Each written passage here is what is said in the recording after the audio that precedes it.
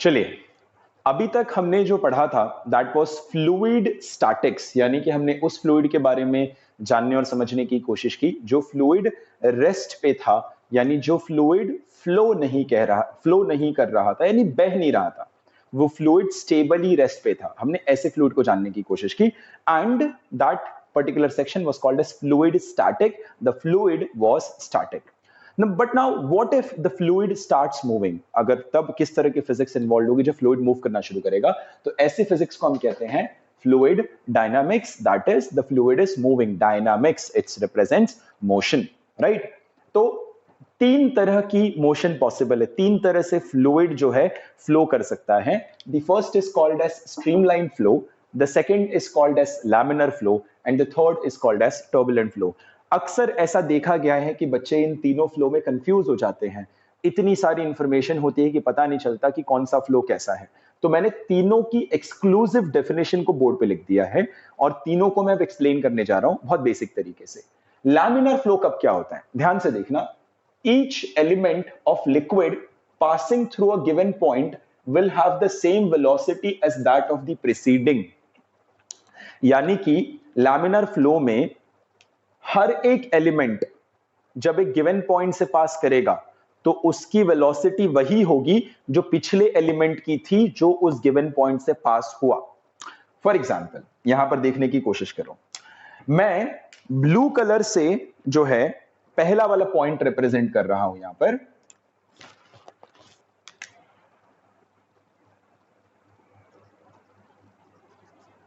अच्छा, streamline flow में एक और चीज है, streamline. When you see the word, when you here the word and see the word streamline, stream मतलब बहाव, लाइन मतलब एक ऑर्डर तरीके से जा रहा है। तो स्ट्रीम लाइन बेसिकली वो लाइंस होते हैं जो ये बताते हैं कि आपका जो लिक्विड फ्लो कर रहा है वो किस पैटर्न में फ्लो कर रहा है। तो यहां पर मैंने जो है इस तरह से एक लिक्विड बना रखा है मैंने जो ऐसे फ्लो करने वाला है, और उसमें मैंने ये एक स्ट्रीमलाइन को मैं ऑब्जर्व कर रहा हूं, सिर्फ एक स्ट्रीमलाइन को, और ये मेरा पॉइंट ऑफ एनालिसिस है।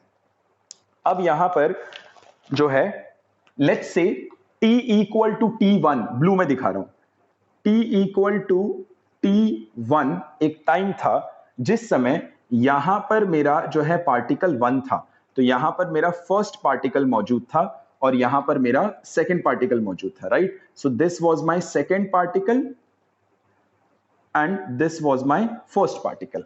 तो यहां पर t इक्वल टू T1, यानी घड़ी में देख लो t इक्वल टू T1 हो रहा है, ये मेरा फर्स्ट पार्टिकल है, मेरा सेकंड पार्टिकल है। तो इस समय मेरे फर्स्ट पार्टिकल की वेलोसिटी ये थी v। वेलोसिटी कहने का मतलब है magnitude as well as direction. अब हमने क्या किया, अब हमने घड़ी में बजा दिया t इक्वल टू T2, यानी वक्त को बीतने दिया। जब मैंने वक्त को बीतने दिया, अच्छा यहां पर इमेजिन कर लो, ऐसे और सोच लो कि यही रास्ते में ये मेरा एक तरह से थर्ड पार्टिकल भी था। Let's say this was my third particle. So इस तरह से तीन पार्टिकल को मैं देख रहा हूं जो कि मेरे स्ट्रीमलाइन में है। t इक्वल टू T1 पर ये मेरा पॉइंट ऑफ एनालिसिस है, तो t इक्वल टू T1 पे ये तीन पार्टिकल्स हैं और पार्टिकल 1 की वेलोसिटी v है। ये पॉइंट को मैं एनालाइज कर रहा हूं। मैंने घड़ी में टाइम बीतने दिया और अब जो है t इक्वल टू T2 हो चुका है, यानी कि घड़ी में टाइम बदल चुका है और अब जो है पार्टिकल 1 आगे जा चुका है। पार्टिकल 1 यहां चला गया और पार्टिकल 2 यहां पर आ चुका है, पार्टिकल 3 यहां पर आ चुका है। Then in that case how will it look like? It will look like कि आपका जो पार्टिकल 2 है अब वो यहां पर आ चुका है, आपका पार्टिकल 1 जो है वो यहां पर जा चुका है और आपका पार्टिकल 3 जो है वो यहां पर आ चुका है। आप सिर्फ इस पॉइंट को देखना, this is the point of analysis. इसने क्या बोला था कि हर गिवन लिक्विड का पार्टिकल किसी एक पॉइंट पे जब पहुंचेगा तो उसकी वेलोसिटी वही होगी जो उसके पिछले पार्टिकल की थी, यानी किसी एक पॉइंट पे उसकी वेलोसिटी सेम होगी। t इक्वल टू T1 पे यहां पर पार्टिकल 1 था, उसकी वेलोसिटी v थी, तो t इक्वल टू T2 पे पार्टिकल 1 तो आगे निकल गया, अब पार्टिकल 2 यहां पर आ गया, यानी कि पार्टिकल 2 की भी वेलोसिटी जो होनी चाहिए वो v होनी चाहिए।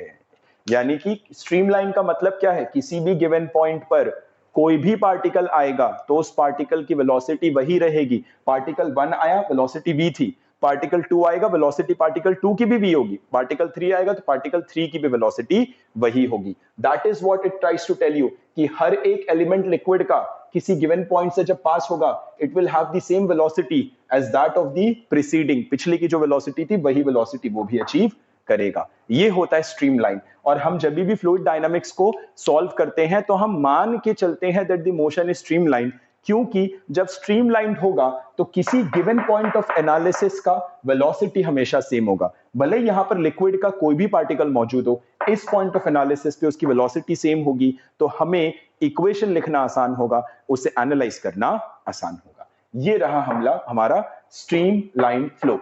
लैमिनार फ्लो के बारे में जानते हैं।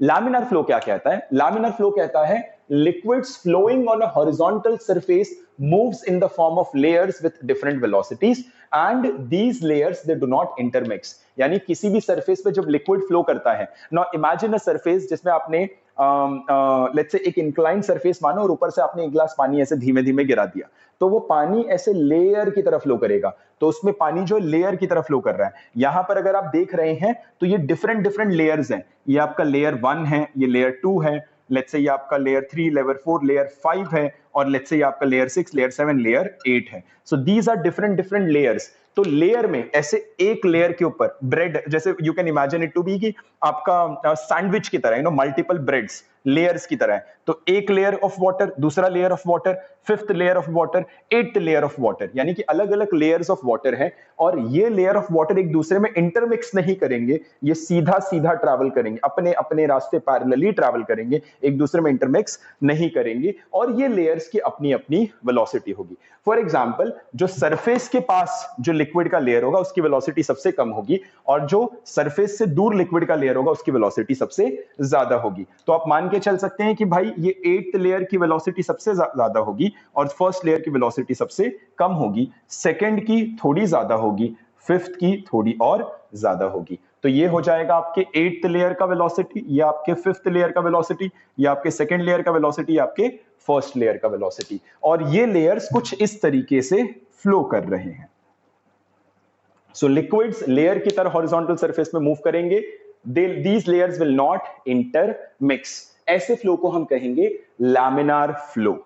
अब क्या होता है कि अक्सर जो है स्ट्रीमलाइन फ्लो और लैमिनार फ्लो को इंटरचेंज करके पढ़ा जाता है। यानी कि मान के चलते हैं कि अगर लैमिनार फ्लो बोला गया है तो स्ट्रीमलाइन फ्लो होगा, और स्ट्रीमलाइन फ्लो बोला गया है तो लैमिनार फ्लो होगा। ये मानकर चलते हैं। व्हाई?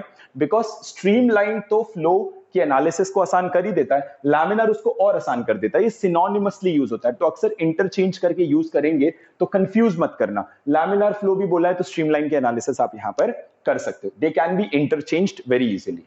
अब यहां पर आ जाता है third type of flow which is called as turbulent flow. अब टर्बुलेंट फ्लो इन दोनों जैसा नहीं है। टर्बुलेंट फ्लो में क्या होगा? लिक्विड का जो मोशन होगा बहुत डिसऑर्डर्ड होगा, बहुत ही अजीबोगरीब होगा, इररेगुलर होगा। इनफैक्ट जो लेयर्स में तो फ्लो करेगा ही नहीं, वो एक दूसरे में इंटरमिक्स करेंगे। किसी एक पॉइंट पे क्या हर आने वाले पार्टिकल का वेलोसिटी सेम होगा?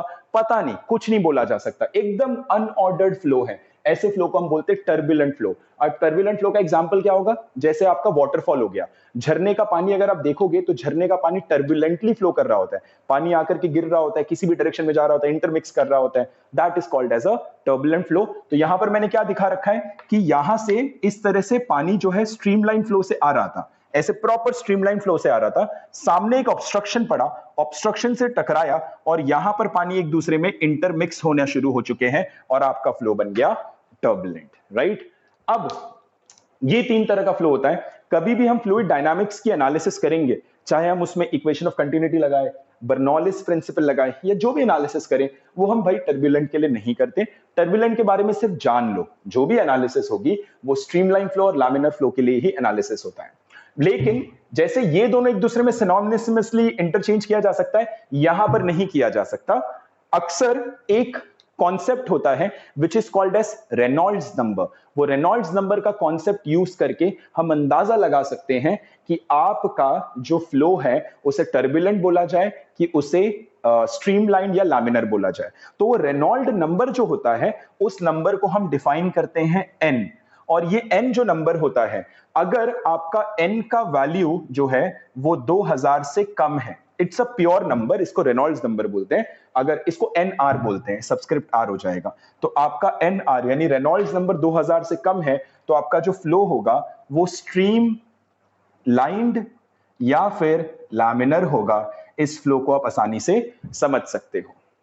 आपका रेनॉल्ड्स नंबर NR यानी आपका रेनॉल्ड्स नंबर अगर 3000 से कम होगा और 2000 से ज्यादा होगा, तो इस रेंज में 2000 से 3000 के रेंज में आपका मोशन जो है वो लैमिनार से टर्ब्यूलेंट की ट्रांजिशन कर रहा है। इस समय ये प्रोसेस में है, ट्रांजिशन कर रहा है लैमिनार से टर्ब्यूलेंट की। और यदि आपका रेनॉल्ड्स नंबर NR 3000 से ज्यादा होगा, तो इस केस में तो आप फॉर श्योर बड़ी आसानी से कह सकते हैं कि आपका जो फ्लो है वो डेफिनेटली टर्ब्यूलेंट है, जिसकी एनालिसिस नहीं की जा सकती। तो एनालिसिस कब की जा सकती है? जब आपका रेनॉल्ड्स नंबर जो हो वो 2000 से कम हो।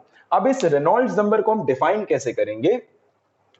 इस रेनॉल्ड्स नंबर का एक फॉर्मूला होता है, वो फॉर्मूला मैं आपको यहां पर लिखा देता हूं, यहां लिखाता हूं। ये रेनॉल्ड्स नंबर का फॉर्मूला क्या होता है? ये जो रेनॉल्ड्स नंबर होता है उसे हम लिखते हैं rho V R upon eta. Individual term का मतलब समझना।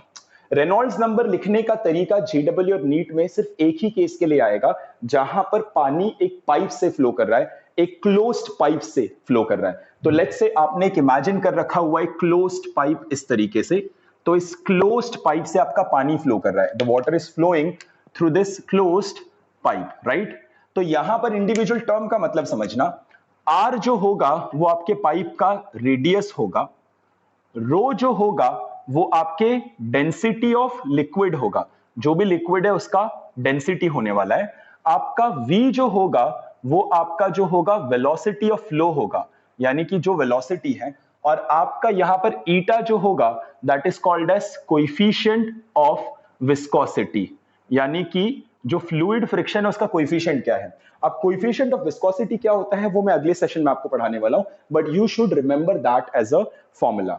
अब जब भी आप ध्यान रखना, जब भी आप रेनॉल्ड्स नंबर को जो है इस ट्रांजिशन के दौरान कंसिडर करेंगे, यानी जब लैमिनार से फ्लो टर्बुलेंट हो रहा है, उस समय जब आप रेनॉल्ड्स नंबर की वैल्यू लेंगे और उस रेनॉल्ड्स नंबर की वैल्यू लेने के बाद जब आप वेलोसिटी निकालेंगे, तो उस केस में जो वेलोसिटी निकल कर आएगी उसे कहा जाएगा critical velocity. The word critical is used क्योंकि इस केस में अगर आपने इस वेलोसिटी को क्रॉस कर दिया तो टर्बुलेंट, इस वेलोसिटी से पहले लें तो लैमिनर। ये अपने आप में हाइपोथेटिकल है क्योंकि आपको दिख रहा है कि भाई रेनॉल्ड्स नंबर का रेंज होता है 2000 से 3000, बट स्टिल क्वेश्चन में अक्सर क्रिटिकल वेलोसिटी दे देते हैं। क्रिटिकल वेलोसिटी दे दिया ना आपको, तो सीधा सीधा रेनॉल्ड्स नंबर यहां पर आप निकाल सकते हैं। So this particular v is called as velocity of the flow, and when it is transiting from laminar to turbulent, it will also be called as critical velocity. So please pause this video, note this concept. आगे बढ़ते हैं। Well यहां पर हम fluid dynamics का एक बहुत ही important concept पढ़ने जा रहे हैं। लास्ट स्लाइड में हमने जाना, इसके जस्ट पहले, कि कितने तरह के फ्लो होते हैं। We studied about streamline flow, we studied about laminar flow, we studied about turbulent flow. हम मान के चलेंगे कि हम इस समय टर्बुलेंट फ्लो की बातें नहीं कर रहे, we are not talking about turbulence, we are only talking about a streamline flow. अब स्ट्रीमलाइन फ्लो को एनालाइज करने के लिए हमें बहुत सारे कॉन्सेप्ट्स का अंदाजा होना चाहिए। तो सबसे पहले हम अपने लिक्विड को अज्यूम करके चलते हैं कि हमारा लिक्विड आइडियल है और हमारा जो फ्लूइड है वो आइडियल है। आइडियल फ्लूइड कब हो सकता है? आइडियल फ्लूइड होने के लिए दो कंडीशन की जरूरत होती है। The first condition for fluid to be ideal is वो इनकॉम्प्रेसिबल हो।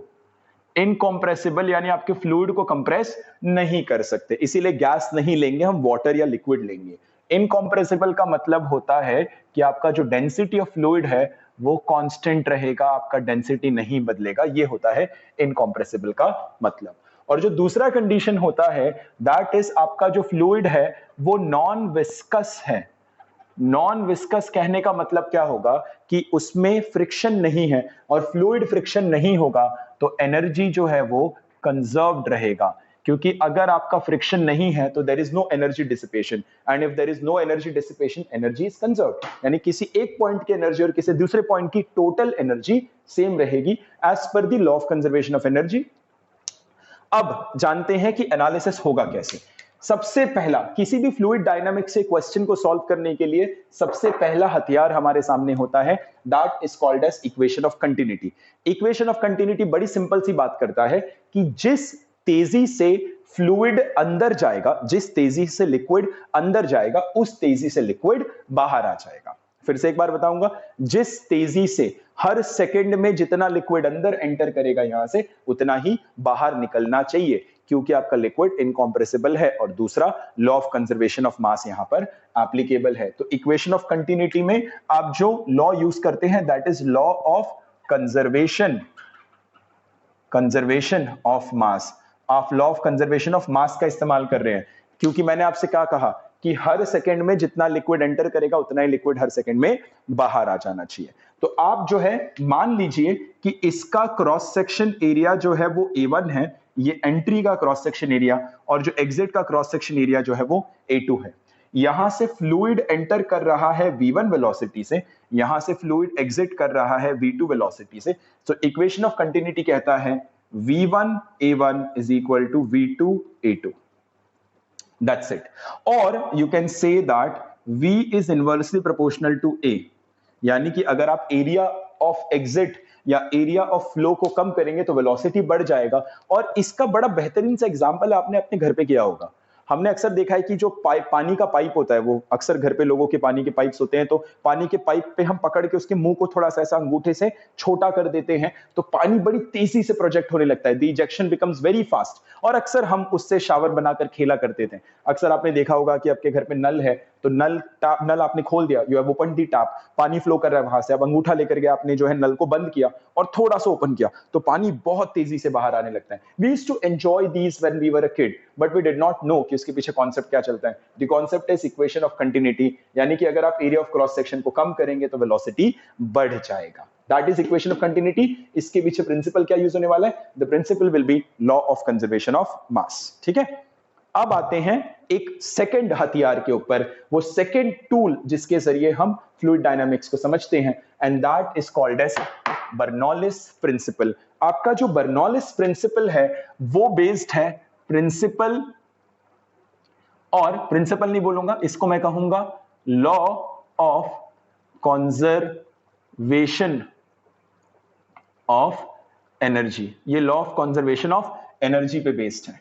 इक्वेशन ऑफ कंटिन्यूटी आप तब लगा सकते हैं जब आपका लिक्विड इनकॉम्प्रेसिबल हो, तब आप इक्वेशन ऑफ कंटिन्यूटी लगाइए। यानी इसके लिए आपका पहला कंडीशन जो है वो सेटिस्फाइड रहना चाहिए, और बर्नौलिस प्रिंसिपल लगाने के लिए आपका जो दूसरा कंडीशन है वो सेटिस्फाइड रहना चाहिए, यानी आपका फ्लूइड जो है वो नॉन विस्कस हो। इसीलिए हम आइडियल फ्लूइड को लेकर के सॉल्व करते हैं, because the benefit about an ideal fluid is कि वो दोनों ही कंडीशन को सेटिस्फाई कराता है। यानी हम इक्वेशन ऑफ कंटिन्यूटी को भी आसानी से यूज कर सकते हैं और हम बर्नौलिस प्रिंसिपल को भी आसानी से यूज कर पाएंगे। But before we enter into that, let us understand what is Bernoulli's principle. Bernoulli's principle कहता है कि for a non viscous fluid the energy of the fluid is conserve, यानी एक पॉइंट पे जितनी एनर्जी होगी उतनी दूसरे पॉइंट पे एनर्जी होगी। अब मैं आपको एनर्जी का कॉन्सेप्ट समझा देता हूं कि फ्लूइड की एनर्जी होती कैसे है। किसी भी फ्लूइड के केस में the energy is written as energy per unit volume. किसी भी यूनिट वॉल्यूम के लिए एनर्जी लिखी जाती है कि एक गिवन वॉल्यूम की एनर्जी कितनी होगी, तो उसमें आपका जो फॉर्मूला निकल कर आता है, इनफैक्ट तीन तरह की एनर्जी होती है। एनर्जी पर यूनिट वॉल्यूम तीन फैक्टर्स में डिफाइन किया जाएगा। The first will be called as the pressure energy, the second will be called as the potential energy, and the third will be called as the kinetic energy. मैं फिर से एक बार यहां पर आपको बता देता हूं, the first will be called as the pressure energy, the second will be called as the potential energy, the third will be called as the kinetic energy. Now pressure energy हम पर यूनिट वॉल्यूम लिखना चाहते हैं ना, तो pressure energy per unit volume लिखेंगे, potential energy per unit volume लिखेंगे, kinetic energy per unit volume लिखेंगे। Pressure energy per unit volume अगर आप लिखेंगे तो इसकी वैल्यू निकल कर आती है प्रेशर के बराबर। Pressure energy per unit volume लिखेंगे तो इसकी वैल्यू निकल कर आती है प्रेशर के बराबर। Potential energy per unit volume लिखेंगे तो इसकी वैल्यू निकल कर आती है रो जी एच। जिस तरह से mgh होता है, m अपॉन v बन जाएगा rho density of the liquid, g into h। h is the height जहां पर आपका लिक्विड मौजूद है। और kinetic energy per unit volume लिखेंगे तो हाफ mv स्क्वायर की जगह हाफ रो वी स्क्वायर। इस तरीके से आपका जो है pressure energy per unit volume pressure होता है, आपका potential energy per unit volume rho G H होता है, और आपका kinetic energy per unit volume half rho V square हो जाएगा। तो ये आपकी total energy per unit volume हो जाएगी। तो आप इसको ऐड कर देंगे तो आपको पता चल जाएगा कि भाई ये हो जाता है मेरा टोटल एनर्जी जिसके बारे में मैं लिखना चाहता था। अब इसको कंजर्व कैसे करेंगे? यहां पर ये पाइप देखिए, ये जो पाइप आप देख पा रहे हो, इस पाइप में लिक्विड जो है वो स्ट्रीमलाइन तरीके से फ्लो कर रहा है। फिर से मैं बोलूंगा, I am not talking about any turbulent flow, I am only talking about the streamline flow. तो इस तरह से स्ट्रीमलाइन तरीके से आपका जो है लिक्विड फ्लो कर रहा है। इस पॉइंट को आप बोलिए this is my first point, and इसको बोलिए this is my second point. अब यहां पर आपका जो प्रेशर होगा, इस पॉइंट पे आपका जो प्रेशर होगा, आप उसको मान लो P1। इस पॉइंट पे जो प्रेशर होगा आप उसको मान लो P1, यानी इस पॉइंट पे प्रेशर इज P1, और यहां पर जिस वेलोसिटी से ये एंटर कर रहा है उस वेलोसिटी को आप मान लो V1, यानी V1 वेलोसिटी से फ्लूइड अंदर एंटर कर रहा है। एंड सिमिलरली आप इस पॉइंट के प्रेशर को मान लो P2, और यहां से जो लिक्विड एग्जिट कर रहा है वो लिक्विड एग्जिट कर रहा है V2 वेलोसिटी से। अब बात रही यहां पर हाइट की। अच्छा, ये इनकॉम्प्रेसिबल है तो आपका डेंसिटी तो चेंज नहीं हो रहा, तो हाइट को कैसे लिखेंगे? मैंने आपको एक कॉन्सेप्ट पढ़ाया था कभी, और उस कॉन्सेप्ट मैंने कहा था कि पोटेंशियल एनर्जी लिखते वक्त जो हाइट का फैक्टर होता है उसको लिखने के लिए डेटम को डिफाइन करो। अब डेटम क्या होता है? डेटम इज अ पॉइंट जहां पर पोटेंशियल एनर्जी 0 मान लेते हैं और उसके रिस्पेक्ट में बाकी सब की पोटेंशियल एनर्जी लिखेंगे। तो मैं क्या करूंगा कि मैं यहां पर एक लाइन इस तरह से ड्रॉ करता हूं, और इस लाइन को मैं बोल देता हूं कि ये मेरा डेटम है। ये लाइन को मैंने बोल दिया डेटम। डेटम मतलब डेटम पे पोटेंशियल एनर्जी 0 हो जाएगा, और डेटम के रिस्पेक्ट में मैंने इसकी हाइट डिफाइन कर दी h1, और इसकी हाइट मैंने डिफाइन कर दी h2। तो इस तरीके से जब मैं बोलूंगा कि फर्स्ट पॉइंट पे टोटल एनर्जी कितना है, तो फर्स्ट पॉइंट पे टोटल एनर्जी हो जाएगा pressure at first point plus rho, density नहीं बदला, g height h1 plus half rho, density नहीं बदला, v1 square, and that should be equal to, this energy should be equal to the energy at the second point which is pressure at the second point plus rho g h2, height नहीं बदला, plus density नहीं बदला, height बदल गया, h2 plus half rho V2 square. तो इस तरीके से आपने जो है बर्नौलिस प्रिंसिपल को सक्सेसफुली अप्लाई किया। That is the total energy at point 1 is equal to total energy at point 2। आप इन दोनों को, इस कॉन्सेप्ट और इस कॉन्सेप्ट को साथ में यूज करेंगे तो फ्लूइड डायनामिक्स से क्वेश्चन सॉल्व होना शुरू हो जाएंगे। इसके नेक्स्ट पार्ट में हम जो है नोट करते हैं कि किस तरीके से इन दोनों को अप्लाई करके हम प्रॉब्लम्स को सॉल्व कर सकते हो। तो kindly please pause it and note it down. Velocity of efflux. Now this is one topic जहां पर मैं आपको जो हमने दो टूल्स पढ़े थे, दो हथियार जाने थे फ्लूइड डायनामिक्स के बारे में, इक्वेशन ऑफ कंटिन्यूटी और Bernoulli's principle, Bernoulli's theorem, Bernoulli's equation, उसका इस्तेमाल करके किस तरीके से हम एक प्रॉब्लम को सॉल्व करेंगे और निकालेंगे वेलोसिटी ऑफ इफ्लक्स। यहां पर मैं डायरेक्ट फॉर्मूला नहीं दूंगा, मैं यहां पर आपको डेरिवेशन करके दिखाऊंगा। There is a very strong reason behind that because I want you to understand कि equation of continuity और बर्नौलिस प्रिंसिपल को कैसे लगाया जाता है। अब हमारे सामने एक केस स्टडी है, और वो केस स्टडी कुछ इस तरीके से है कि there is a tank which has water in it, ऊपर का हिस्सा खुला हुआ है, it is exposed to atmosphere। मैंने क्या किया, मैंने यहां से यहां पर इस तरीके से मैंने यहां पर एक होल कर दिया, और अगर मैं यहां पर होल करूंगा तो यहां से पानी जो है वो बाहर आकर के ऐसे गिरेगा, इस तरह से पानी एग्जिट करेगा और बाहर आके कहीं जमीन पर गिरना शुरू हो जाएगा। तो velocity of efflux is the velocity जिससे पानी बाहर आया। अब यहां पर पानी बाहर कैसे आया होगा, इस पॉइंट पे जो वेलोसिटी होगा ना उसे हम बोलेंगे वेलोसिटी ऑफ इफ्लक्स। ठीक है, अब जो है हमें यूज करना है इक्वेशन ऑफ कंटिन्यूटी और बर्नौलिस इक्वेशन को हमें अप्लाई करना है। ये जो आपका पॉइंट है, इस पॉइंट का हमें डिटेल दे दिया होगा, हमें बताया होगा कि ये पॉइंट कितनी हाइट पर है या फिर ऊपर से कितनी डेप्थ पर है। ये आपका सरफेस ऑफ वाटर है। मैं मान ले रहा हूं कि ये पॉइंट जो है वो ऊपर से h नीचे की तरफ है, यानी ऊपर एक्सपोज्ड ये फ्री सरफेस से वो h डेप्थ नीचे है और यहां से पानी बाहर फ्लो करने वाला है। मुझे जब भी इक्वेशन ऑफ कंटिन्यूटी लगाना होगा तो इक्वेशन ऑफ कंटिन्यूटी लगाने के लिए मुझे दो पॉइंट के बारे में पता होना चाहिए। those two points are something that I can select within the liquid में कोई भी दो पॉइंट सिलेक्ट कर सकता हूं, बट मुझे ऐसे दो पॉइंट सिलेक्ट करने होंगे कि उन दो पॉइंट्स के बारे में मुझे जानकारी हो और उन्हीं दो पॉइंट्स में वो चीज छुपी हो जो मैं ढूंढना चाहता हूं। मैं यहां पर वेलोसिटी ऑफ ई फ्लक्स ढूंढना चाहता हूं। ई फ्लक्स मतलब बाहर आना, यानी मेरा एक पॉइंट तो डेफिनेटली ये मेरा एक पॉइंट बनेगा, तो मैं इसको बोलूंगा पॉइंट नंबर 2।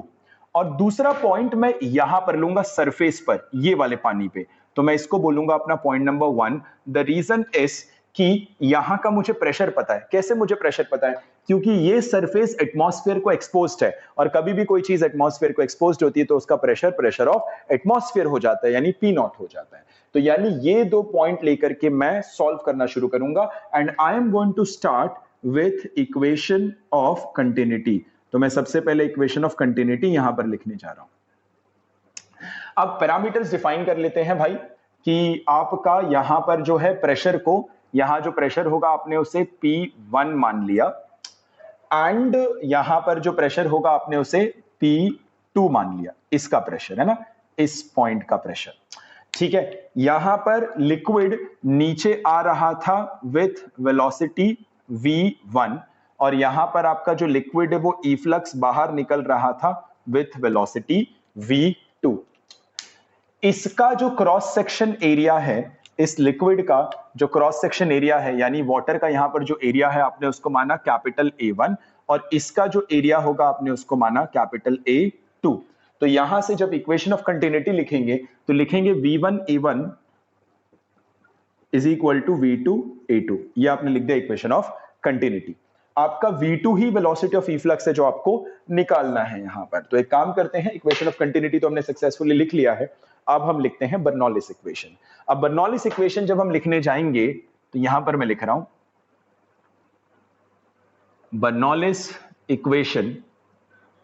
सो बर्नौलिस इक्वेशन क्या होगा? बर्नौलिस इक्वेशन कहेगा the total energy at point 1 is equal to the total energy at point 2, यानी कि the pressure energy at point 1 plus rho ji H1 plus half rho, यहां पर कितनी velocity से नीचे आ रहा है? v1 square should be equal to pressure at point 2 plus rho g H2, यानी height of point 2 plus half rho v2 square, यानी कि इस समय जो वेलोसिटी से पानी बाहर निकल रहा है। अब ये H1 H2 को लिखने के लिए आपको डेटम डिफाइन करना पड़ेगा। So you can define your datum as per your liking. मैं इसको अपना डेटम मान ले रहा हूं, दिस इज माय डेटम, यही लाइन मेरा डेटम है। तो ये मेरा हाइट हो जाएगा, this is going to be H2 and this height is going to be H1। So this is H1 and this is H2। अच्छा, प्रेशर एट पॉइंट 1, देखो ये पॉइंट एटमॉस्फेयर को एक्सपोज्ड है, तो इसका प्रेशर हो जाएगा P नॉट, यानी pressure of atmosphere, plus rho ji H1 plus half rho V1 square is equal to pressure at point 2। ये पॉइंट 2 ऑरिफिस है ना, होल किया है, होल किया है मतलब ये पॉइंट एटमॉस्फेयर को एक्सपोज्ड है। फिर से अगर पॉइंट एटमॉस्फेयर को एक्सपोज्ड है तो उसका प्रेशर P नॉट हो जाएगा, तो आप फिर से इसको लिख देंगे P naught plus rho g H2 plus half rho V2 square. अब इसमें हमारा पूरा पर्पस है V2 की वैल्यू निकालना। सबसे पहले आपका P नॉट तो यहां से गायब हो जाएगा, and I am going to write it as, मैं ये H2 यहां पर लेकर आ जा रहा हूं। So I am getting rho ji H1 minus H2 is equal to यहां से half rho V2 square minus V1 square, ये मुझे कुछ मिल गया। अब H1 minus H2 capital H के बराबर हो जाएगा। So this is going to be rho g capital H is equal to, अच्छा ये रो की वैल्यू पहले काट तो दो, ये रो कट गया ना, और 2 को इधर लाओ, तो 2G capital H is equal to V2 square minus V1 square. This is what we have got. अब ये हमें चाहिए V2, तो यानी V1 को गायब करना होगा, वो यहां से गायब हो जाएगा, बिकॉज आप V1 को लिखेंगे V2 A2 अपॉन A1। तो यहां से आप लिखेंगे, इसको लिख पाओगे आप V2 स्क्वायर, ऐसे लिखना माइनस V1 स्क्वायर हो जाएगा आपका V2 square A2 upon A1 the whole square, और यहां से रीअरेंज करके आपको पता चलेगा that V2 is equal to 2GH upon 1 minus A2 square upon A1 square का अंडर रूट। तो ये हो जाएगा आपका वेलोसिटी ऑफ इफ्लक्स। यहां से आपने वेलोसिटी ऑफ इफ्लक्स निकाल लिया। अब वेलोसिटी ऑफ इफ्लक्स में 2 तो आपको पता है, G is acceleration due to gravity. ये जो H है, this H is basically depth of hole from top surface. आपका जो टॉप का सरफेस था उसके थ्रू जो डेप्थ है उस वहां से कितना नीचे आपका होल है। A2 is the area of the orifice, A1 is the area of the top surface। इसको और सिंप्लीफाई किया जा सकता है, इसमें कंडीशन लग जाती है दैट इफ A2 A1 के मुकाबले बहुत ही छोटा हो गया तो उसमें क्या करेंगे हम, A2 अपॉन A1 का जो स्क्वायर है वो 0 के बराबर हो जाएगा, बिकॉज बहुत छोटी वैल्यू हो जाएगी। देन इन दैट केस आपका वेलोसिटी ऑफ इफ्लक्स जो है अप्रोक्सीमेट किया जा सकता है as under root 2GH। But ये ध्यान रखना, ये अप्रोक्सीमेटेड वैल्यू होगी, ये एग्जैक्ट वैल्यू होगी। क्या लगा है हमने, equation of continuity, Bernoulli's equation, and that's how we figure out the velocity of efflux. अब इसमें आप इसको याद रखिए, remember this and also remember this. ये डेरिवेशन कराने का वजह यही था ताकि आपको फ्लूइड डायनामिक्स में इक्वेशन लिखने की समझ हो आपको। अब इसमें सवाल किस किस तरीके से बनने वाला है हमें वो जानने की जरूरत है, तो अभी हम उसको जानने की कोशिश करते हैं। तो ये तो रहा हमारा पूरा एनालिसिस, आप इसको प्लीज नोट कर लो, और इसके बाद मैं आपको कुछ स्टैंडर्ड फॉर्मूला दिखाऊंगा, और उस स्टैंडर्ड फॉर्मूला की डेरिवेशन नहीं दिखाऊंगा, you just need to remember that as a formula. We just studied about velocity of efflux. I'm giving you 3 important formulas which you can directly use to solve a lot of problems in a very direct way. With a problem which do not require any sort of derivation, a formula-based question. How do you solve that? In the first case, मैं तुम्हें बता रहा हूँ velocity of efflux और time of flight कैसे लिखते हैं। ये आपका टैंक है, इसका पूरे टैंक का हाइट जो है वो कैपिटल H है, कहाँ से, बेस से, और इसी बेस पर ही आपका जो है जमीन पर ये पूरे टैंक को रखा गया है, और the whole, the orifice is at a depth small h from the top surface of the water। इस कॉन्फ़िगरेशन में आपका velocity of efflux आप approximately लिख सकते हो under root of 2g small h। ये हम लास्ट टाइम डिराइव कर चुके हैं, और मैं उस अप्रोक्सीमेशन को मान के चल रहा हूं that the area of orifice is far lesser than the area of the top surface, and in this case you can write the time of flight as well, and the time of flight will be written as under root of 2 capital H minus small h upon g।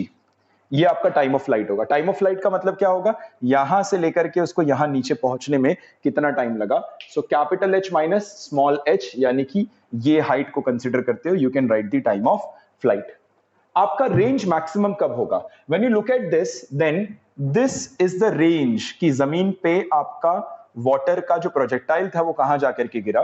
तो ये range maximum कब होगा, ये range तब maximum होगा जब जो आपका ऑरिफिस होगा, जब आपका ऑरिफिस जो होगा वो एग्जैक्टली मिड पॉइंट पे होगा। अगर ये आपका कैपिटल H है तो इन दैट केस ये आपका होना चाहिए कैपिटल H/2, और ये आपका होना चाहिए capital H/2। Then in that case you will end up having the maximum range, so you need to consider this part as well. And last but not the least, कि अगर आपके tank में 2 orifice बनाए जाए तो दोनों orifice same range कब देंगे, ये तब पॉसिबल होगा जैसे ये आपका केस हुआ और ये आपका केस हो गया। इन दोनों ही केसेस में आपका जो रेंज है वो सेम निकल कर आ रहा है, जबकि ये एक ऑरिफिस है और ये दूसरा ऑरिफिस है। ये तभी पॉसिबल होगा जब नीचे वाला ऑरिफिस जो है वो H हाइट पर हो तो ऊपर वाला ओरिफिस जो है वो h डेप्थ पर हो, यानी कि the height of the lower orifice is equal to the depth of the upper orifice. अगर ये केस रहा, then in that case they will have the same range. So this is something that you need to understand. So kindly please note this down. This is very very important for solving problems directly.